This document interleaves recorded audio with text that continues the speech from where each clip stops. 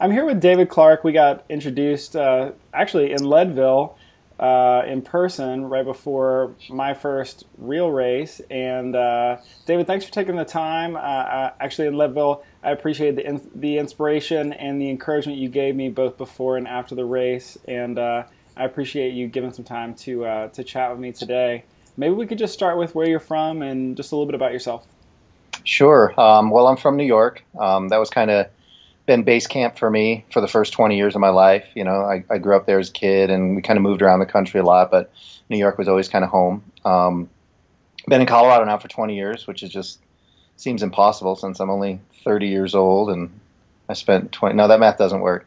Um, I'm a runner and I guess an author these days too, and I own a gym here in Colorado, and that's about what my life is like today. And actually, my life's nothing like that, but that's a good basic overview. That's awesome. I like how you just say, I'm kind of a runner. We'll get further into that. But I know at one point, you weighed 320 pounds. Were you always kind of bigger, or was that a weight that you put on later in life? I was always, we used to call it husky back then, but yeah, when I was a kid, I was always kind of, pudgy, overweight, on the verge. But, I mean, back then, even husky kids were kind of active, like not like nowadays. But so that was always able to keep it at bay, you know what I mean, for the most part. When I became a teenager, late teens especially, stopped being as active, started eating, being in charge of my own food intake. And, so I started really packing on the pounds from a young age. And through my 20s, it was just something that, I would go up to 200 and then I would lose 10 pounds, and I'd go up to 230 and then I'd lose 20 pounds. And it was back and forth. I think I lost 50 pounds in my life more than 10 times. It's crazy to me how many times I talk to people who say something almost verbatim for what you just said. I've lost significant amounts of weight several times. Obviously, it was something that bothered you and you had tried to work on previously. What do you think before had happened or hadn't happened so that it just kept coming back? Well, because I was trying to, find the magic trick, right? Like, it's funny because nowadays when I go and I travel and I speak to the subject of weight loss in particular, I'll always ask everyone to raise their hand if they've been on a successful diet, and almost everyone raises their hand. And then I say, well, okay, so if your idea of a successful diet is perpetually gaining and losing weight, keep your hand up. But if not, you should probably lower your hand. And so, I mean, we tend to think just because we lose weight that diet plan or that way of eating is successful. But obviously, if it were successful, you wouldn't keep gaining the weight back. So, previously I'd always lost weight by just, eliminating carbs or starving myself or I mean, I tried every crazy damn diet, One time I just ate nothing but canned vegetables for like a month. And obviously I lost like weight, but that's not sustainable. So really later in life when I finally figured it out, as it were, how to lose weight, it was much more internal. It was much more changing how I thought about food than it was, trying to manipulate my body by changing my diet. Yeah.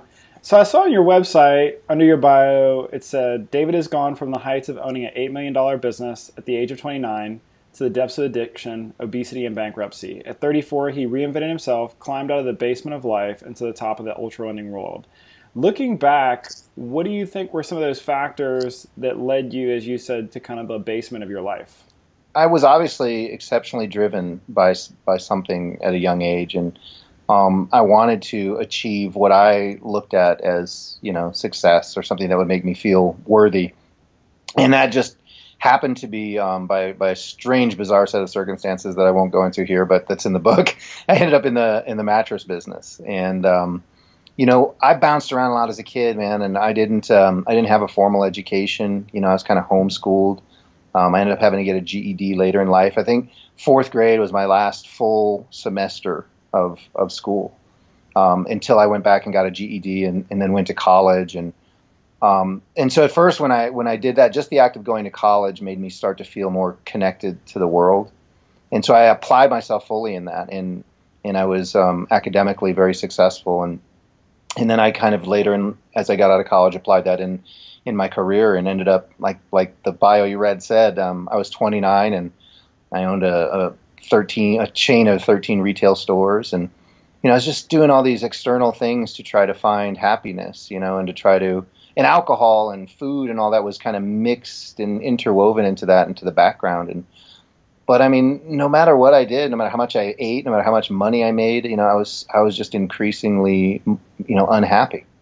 And, eventually, you can spin those plates for a while, but eventually all that shit just crashes down on you. And that's what happened with me. I was able to be successful in business until, I could no longer keep those plates spinning. And, when my business kind of collapsed on me, the addiction side that I was able to somewhat keep at bay, really just became a big beast and dragged me down into the gutter. And I had to roll around there for quite some time before I found a way out. Yeah, and obviously motivation was nothing that you lacked. At that point in life, what was motivating you? Was it success, the idea of being success? Was it the money? It was honestly what the success meant to me. For me, like, I grew up, my family really struggled, and we were, homeless and living in my dad's truck for several years. And so I kind of just arranged things in my mind. I felt very disconnected from society. I felt like there was, those people out there who, had a regular life and went to school and had friends. And then there was me. And, so the search for success and to be able to achieve things that I perceived as, above what the average person does made me feel, more connected to the world. And, so that became, college and then a business and all that. But so it was really a search for connection. I felt like I had something to prove, but I was trying to prove it from the outside in, instead of from the inside out, Yeah. And then I think, also on your website, it said by the time I hit 34, I was 320 pounds, addicted to fast food, narcotics, and alcohol. I had a heart condition, high blood pressure, high cholesterol, 2 herniated discs in my back. I was a hair away from full-on diabetes. That's a lot at 34. Yeah, it's a bad day. Can you talk kind of about life at that point? What did that look like? It was so dark, and it's funny because, since my book came out, I've had so many people, who I've never met, obviously, come up to me and just say something like, I'm really glad that you're alive, which is a bizarre thing to hear from strangers. And it's really what it was. Like when I read it myself, it brings me back to that place, And it was so dark, it was so hopeless that I'm still in shock these days, when I touch that place, that I ever made it out. Waking up, I would, every day I would promise myself that, I needed to stop this, that I knew I was killing myself. I had, my kids, I had twins, I had, they were 3 when I made the change, but for the first 3 years of their lives, I would, come home drunk and, go into their bedroom where they were sleeping and just kind of, watch them and cry and try to get leverage on myself to change. And, it was a struggle every day. It's funny now running ultra marathons and things like that. I have like a little mantra that says my best day of being a drunk, is worse than my worst day of being a ultra marathon runner, and so no matter what I'm going through out there physically, it's not even close to being a bad day. And so I'm just thankful for that. But it was dark, man. I'd wake up, I'd vomit from withdrawal or dry heave just about every single day.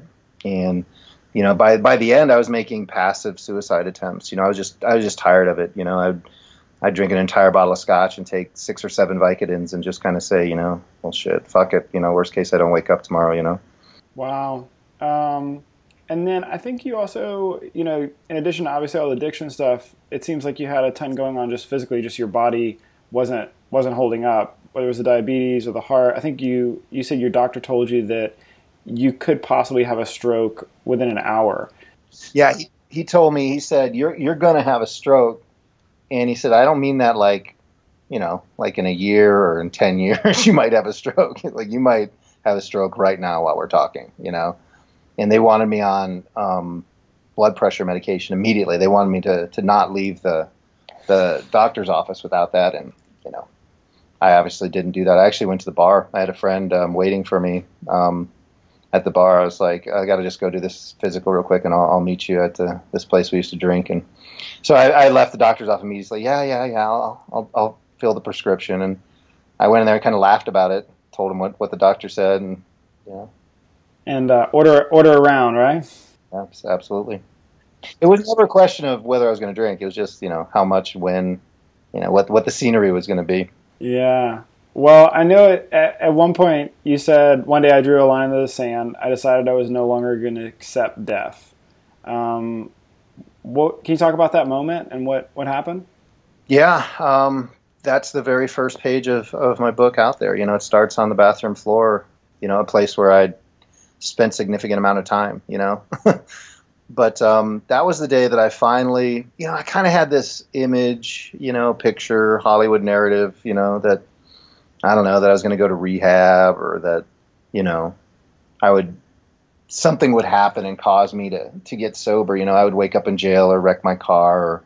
But I kept, those things kept happening to me, but it wasn't turning on the lights and music, and it wasn't the big dramatic change. So I finally, one morning, I don't know why, day like any other, I finally really realized that, that I was done, that this was bigger than me, and that I was just totally beat down, defeated.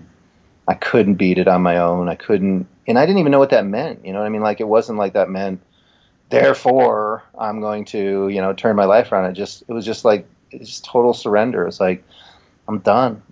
This is so much bigger than me. And I just kind of collapsed there and sat on the floor for a while and said help out loud for the first time, and picked myself up. And I didn't know that was really going to be the start. That was 11 years ago. And I had no idea on that bathroom floor that would be that was it, but it was.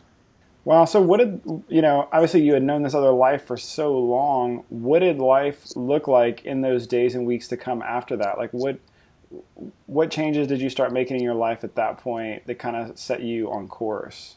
Everything. Like, I decided that, I had this picture of who I was and who I was kind of, meant to be, if you will, and what the picture of David Clark was, in the world. And I caught it on fire and threw it away, and I figured, I probably, the 320 pound, 29-year-old that owned, the company would have told you that, he was really smart and really understood people in the world and how it worked and had it all figured out, which is just tragically funny. The 320 pound alcoholic drug addict's got it all figured out.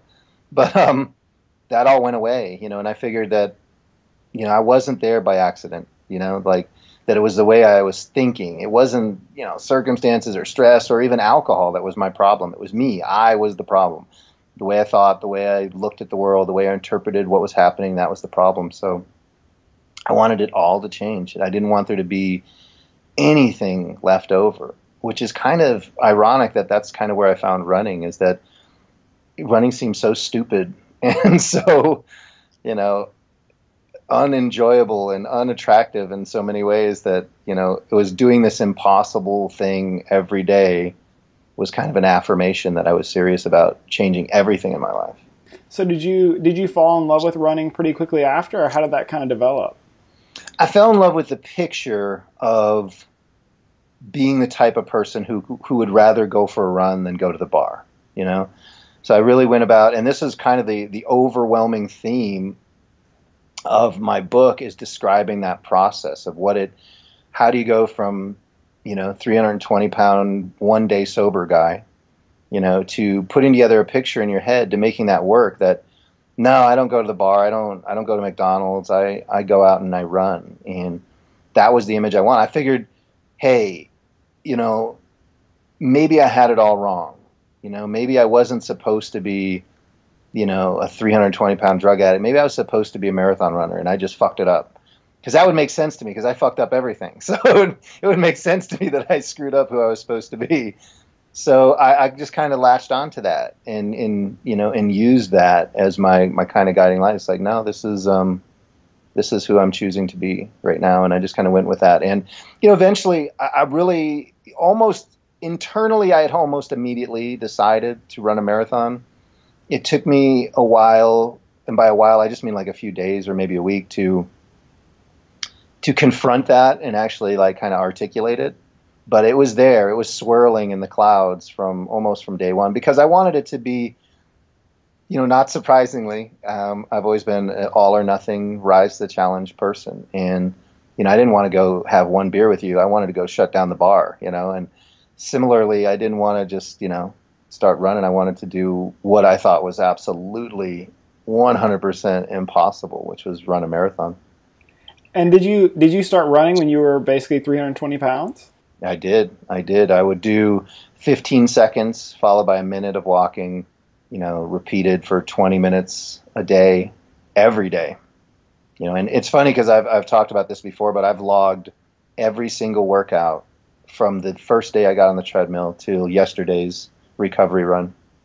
That's wild. And then I know, you're 320 pounds, you've got all these other medical issues, and you have 2 herniated discs. How have you kind of been able to deal with that? Obviously, you're much lighter now, but I'm just curious about specifically the herniated discs, because I know a lot of people, especially if you're bigger, back injuries are not that uncommon. How have you kind of been able to deal with that? Yeah, I get that all the time. People are like, isn't all that running bad for your knees or back? And I said, man, weighing 320 pounds and waiting in line for my third Big Mac was bad for my knees, But, yeah, it was, I got 2 years into the process, and I'd, been able to bang out a marathon, a couple of them actually, and a half Ironman. And I was kind of, fumbling through this shit and figuring out, what it was all about and how I was going to fit into it. And then, I ended up having spinal surgery in 2008, and, running was taken from me entirely. And that was a really probably one of the most impactful points in my entire life, because, in the recovery world, we have a term that's called white knuckling it. And it's meant to describe guys and girls who are, not actively using anymore, but they're not really any better off. Spiritually, you're just as screwed up and lost, but you're in a better place because you're not using, but you haven't found that real piece of recovery yet. And I was better than that. I was still doing spiritual work, and I, made lots of amends and found a better place in my life, but I wasn't totally sure what sobriety looked like without running. They were kind of hand in hand. And, finally getting injured and having to confront that was spiritually a very tough but rewarding period, as I finally figured out that, hey, I'm going to be okay. As long as I don't use, I'll be okay. And the running and stuff like that, I don't give up anything without a fucking fight. I'm not going to give it up without, giving it my best effort, but I'll be okay if I can't, and I don't think I'd have known that, I might still be in that place if I hadn't had to deal with that. So just like most things, man, if we trust the universe, and, I talk about my first day of recovery as the day I resigned from being general manager of the universe, and that was the best, most peaceful day of my life, because I didn't have to try to figure out how to run the world, Yeah, I bet. I saw that for your 10-year sobriety birthday, you decided to run the Boston Marathon 4 times in 24 hours. The fourth of which you started with everyone else running the marathon. And I think in an interview you said, I decided to run 1 marathon for those who are still struggling with addiction, 1 for those like myself who've made it, 1 for the families of those addicted, and the final one was in honor of a local Boston girl who had passed away from a drug overdose. I believe her name was Sophie Kelly. What gave you the idea to do this, or what made you decide to do it?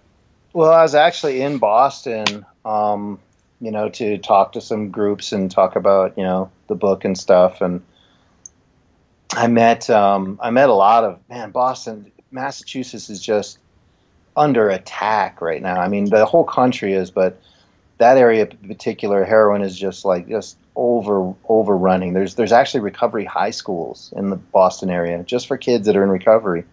Entire high schools, that are as big as a high school in any metropolitan city. And anyway, I met Deb Kelly, and she told me about her daughter, and I was just really touched by it. And I'm always touched by those stories, obviously. But there was just something about Deb herself and the way she described her daughter that really hit home with me. And really, I'm going to get choked up. But made me think of my daughters and my son, and how easily they could be out here running the Boston Marathon in memory of me, or something like that. And so anyway, she told me she was running the marathon, and I thought, maybe I could come back out and, worm my way into a Boston Marathon entry somehow and run the marathon with her. And the conversation just kind of evolved to, how addiction on the surface for the addict, it seems like a selfish disease, like I'm not hurting anyone. I'm just hurting myself, but it's not, it's so many people are affected, like those groups I mentioned. So it became this thing like, I'll run it 4 times. And I was just kind of joking, at the time. And like most good jokes, there's reality buried in them somewhere. So anyway, we set it up and it just kind of very naturally and organically came together. And it was one of the most painful but beautiful things that I'd ever done. And it presented a unique challenge just from the running aspect of it that, I'd run 100 miles many times before, but the logistic challenge of doing that was quite difficult. And it's funny, we were just talking maybe 4 or 5 months ago, Deb and I, and we discovered that the day that my book Out There released was the day that Sophie passed away. Wow. Well, that's a beautiful story. I know you said at some point somewhere, my running has to resemble my recovery. What do you mean by that? I mean that it's so easy to get lost in the compulsion of an activity, no matter what it is, and runners are kind of almost known for that, right? Like we can kind of white knuckle it, to go back to that term, So for me, being an addict and being in recovery, I learned that early on that even though my mantra is kind of "We are Superman," because that means we all have this hidden strength inside of us that we don't know. It's "We are Superman" because as soon as I start thinking I am Superman, I'm going to get really in trouble, and especially physically, and that compulsive voice, the one that, pulls you into doing things that are delivering negative consequences, but you're still doing them. That's kind of the essence of addiction, right? Like drugs and alcohol, man, that was the symptom of a greater problem that I needed. I had no control, no peace in my life, that I couldn't just let whatever was going to happen. I needed to try to influence it, change it, control it. And I was going to somehow get, quieted or happiness from doing that. And it's a never ending game, and running's got to fit into that picture too, that if I think running is going to somehow make me happy, or if running is the magic elixir that's going to deliver more sobriety and more happiness and more feelings of affirmation, goodness, whatever you want to call it, then I'm losing the game. I'm lost in that. And so I know the voice of addiction, because I've heard everything it has to say, and you do feel those pulls sometime, that you start like going, okay, more, I did this, I want to do more. And for me, it's about the act of being mindful and consciously choosing. There's nothing too extreme in my world, don't get me wrong. Like if someone told me they wanted to run, around the world 10 times, I wouldn't look at that as extreme. I would look at it as an amazingly, difficult goal. But if you're choosing your goals, fine. If they're choosing you, you that's time for me to re-examine. And I actually just recently went through this in a very big way. I just had the 10 years of sobriety last year, and not only did I do Boston, I actually did 10 events to celebrate the 10 years of recovery, and they're all big, what I looked at is epic, events, and culminating with a 48-hour treadmill run. And it was fantastic, and I got everything I needed to get out of it. I found my goal was to just be as present as possible with my running, and to not attach any kind of expectation onto those events, but to just experience them as they would unfold.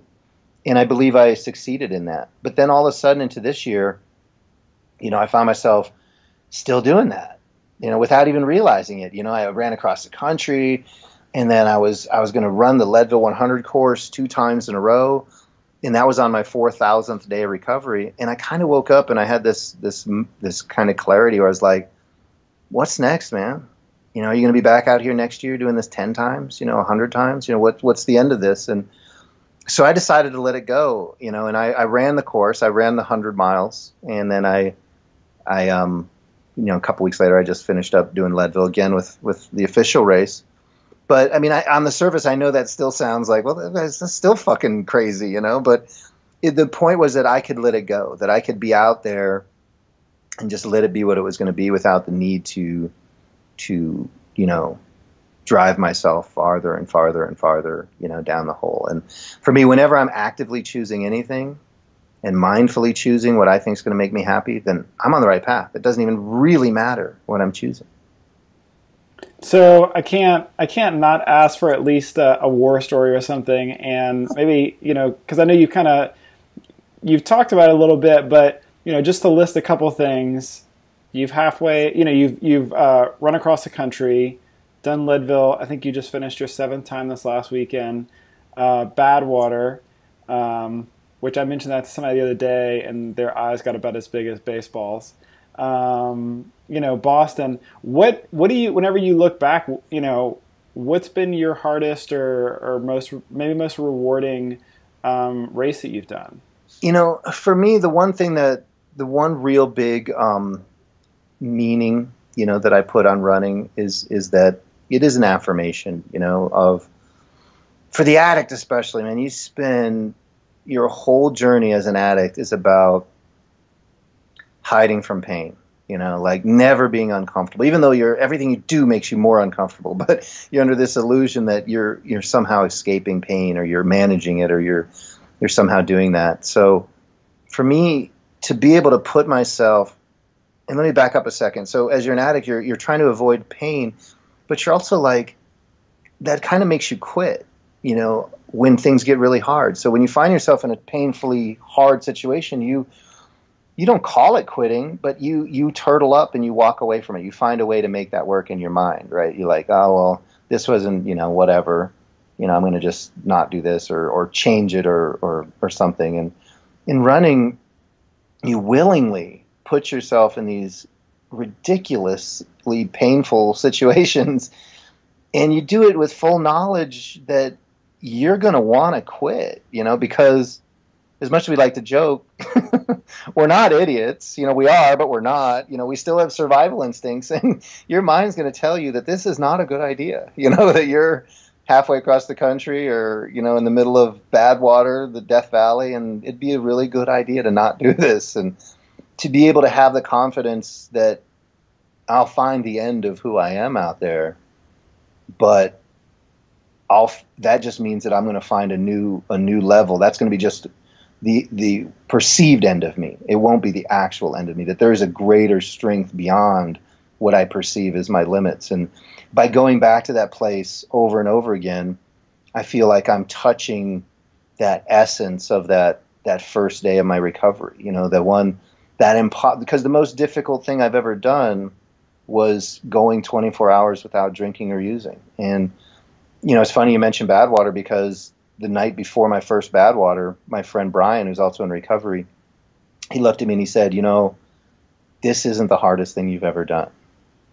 And man, that gave me a real sense of peace, because he was right. I'm like, this is going to be physical, this is going to be pain, but it's not going to be as difficult as what every addict goes through out there. So I think the strongest moment of my life was that morning, ground zero, day one, and going out and doing these crazy runs, stuff like that, keeps me in touch with that strength, I think. That's awesome. I believe, I think right here you have a tattoo that says Sober Warrior. What does that mean to you?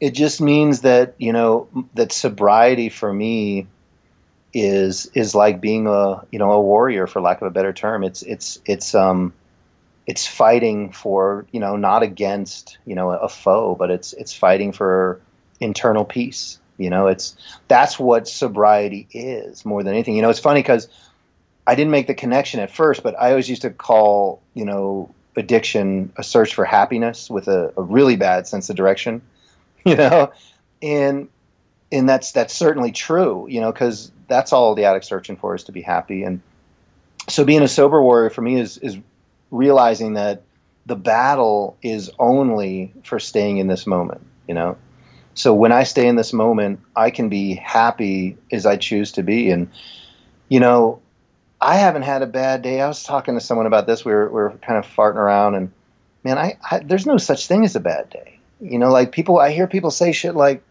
I hope it's a good day, like they don't have control over that somehow, right? Like, I hope today better be better than last week. And we have complete control over that. I haven't had a bad day in, years. And because that's the space I choose to live in. And I've had all kinds of bad shit happen, but that's just part of life. That's just the way it works. My journey personally, just for myself, is to never let the negativity of anybody else or anything that could happen in my life ever be stronger than the power I have to be positive. So that's kind of that sober warrior, that journey of just choosing to be happy. It's the ultimate discipline. I call happiness the ultimate discipline. That's awesome. I also heard you say that every day I make a decision, the trail or the trash, basically speaking of, I think, running or the bottle. How present is that in your life still today? Man, you did some research, because I'm pretty sure that came from like my very first YouTube video or something like that. That was a good one. Good one. Like most things, right? So like I play guitar, right? I play guitar my whole life, and I also teach. And at first, when you're trying to learn how to play guitar, it's hard, man. You feel like a retard, right? Because I'm politically incorrect, by the way. I say things like retard. But you're staring at your fingers, and you're like trying to get them to fret chords, and they just won't do it, And you kind of come back every day, and you practice a little more, and then you can play a chord, and then you can play two chords, and someday you figure out how to play a song, and it's beautiful. And now the instrument starts giving back to you, right? Because you're putting all your love into it, and it starts giving you music back. And eventually you can pick up a guitar and just play. And it's effortless. You don't have to think about it. You don't have to complicate it. There's no cerebral portion of it in terms of thinking, you just do it. And that's the way, my recovery is now. I don't think about it in those terms of trying to do it. It's just being applied. Now, like music, recovery, if you're not practicing, you're not getting better. So it's really easy to just say, oh, I know this many chords and I can play these songs, and that's fine. But, recovery is an ongoing process. So as soon as I just start playing those 3 songs or whatever, I'm actually sliding, because I have to be moving forward. So you do have to bring an intention to it, but it's not just being directed on a conscious level anymore. Got ya. And then would you mind maybe talking about the Superman Project and how people can find out more information about that?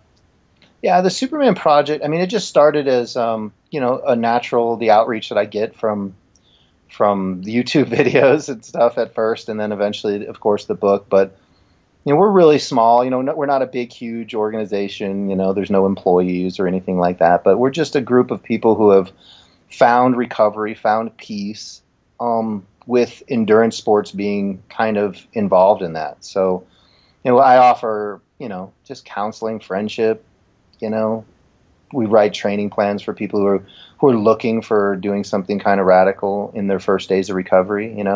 Not everyone's going to want to, go run a marathon or do something like that. But for those that do, we're kind of there. We're there for everybody, but we'll actually support those athletic endeavors. It's interesting because, I don't think we talked about it earlier, but, running was just something that I happened to choose, but it could have been anything, man. I needed some sort of practice, physical practice to help, mentally interrupt the process. But It didn't have to be running, man. It could have been, music. It could have been writing. It could have been mountain climbing. It could have been swimming. It could have been yoga. I mean, it could have been anything. Running just happened to be what it is. So, the Superman Project is mostly just a place where people can go to see other people that felt just as weak as they probably do now, but who have found a greater strength. That's awesome. And then what would you say to someone who's maybe, where you were 12 years ago, 11 years ago, before you really kind of started this journey, before you decided to draw that line in the sand, both physically, emotionally, spiritually, and all that? What advice would you give to someone who's looking to get started on that journey? You can't think your way out of the gutter. Like that's the problem is your head is so busy, that you can't hear anything. And so for that first timer that's out there, it's like, you don't have to be able to see it. That's a really important, that's the essence of why that surrender is so important, because that's the point where you stop caring about whether you can see it. The addict spends all of their time wanting to get better. I mean, most, no matter what we say, we might say, oh, this is, making me happy, but this bullshit, they want to get better. No one wants to be in that place, but they just can't see it. They can't see the way out. It seems impossible. So it's okay that you can't see it. In fact, if you could see it, it would be an incorrect picture. You're thinking about it wrong. So just, I've always said that, the moment that staying where you are becomes more painful than moving forward, that's when we change. That's when we pick up our shit and take a step in a different direction, and we're so actively engaged in telling ourselves that it could always be worse, that sometimes we don't just let it be as bad as it is. It's fucking bad and it's going to get worse, and that's okay. That's okay to touch that and then just move forward in any direction, and you'll figure it out. That's great. And then if there was any piece of advice that you think if you went back in time to that place, before you decided to make a change, that would have resonated with yourself at that point in time, is there anything you think you could have told yourself back then, or any words of encouragement? Nope. There's nothing that no one could have told me, including me, anything that was going to get through that thick fucking head. Like, that's the frustrating thing about addiction, is that all we can do is love those around us that are struggling. We can stand in the light, we can be an example, we can share what we've been through, but they're not going to move, man, until they do it. So, I've thought about that. Like, there'd be a part of me, if I could go back and talk to myself, that would want to be very, kind to myself, because I knew how much I was hurt, like how sad I was, and how hopeless I was. But there's other part of me that would just want to kick the shit out of myself, and slap me around and say, wake up, you pathetic human, like, it's not, stop being a victim, man, pick up your shit. You're better than this, you're better than this. So, yeah, I mean, that's the unfortunate reality of addiction, though. Like, it's a selfish disease, and it kind of takes a selfish moment to pull yourself out of it. You gotta say that, I need to put my recovery and my sobriety ahead of everything else in my life. Well, lastly, where can people find out more about you, what you're doing, follow you, connect with you, and then also, have the opportunity to get your book? The book's on Amazon. It's in 3 formats. It's in audio, Kindle, and paperback. wearesuperman.com is my website. I'm all over the social media. That might be the next thing I need to address in terms of addictions. But no, I'm actually very, very happy that, I wrote the book. The book, by the way, is called Out There, A Story of Ultra Recovery.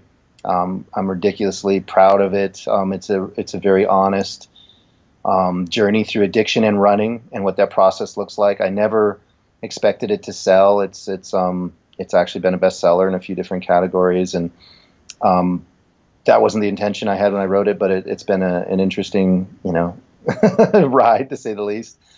I'm glad that I wrote it in a time where, someone could read it, whether they're a runner or an addict or someone who has had addiction in their life, and be able to actually, reach out, because that's the beauty of Facebook and Twitter and Instagram nowadays, is that, you can do that, and, whether someone responds to a message, is beyond your control, but I do, I've gotten thousands and thousands of messages since the book came out, and I've responded to every single one of them. So it's We Are Superman is my Instagram name, my Twitter name, Facebook, all that kind of stuff. So that's the best way to connect. Outstanding.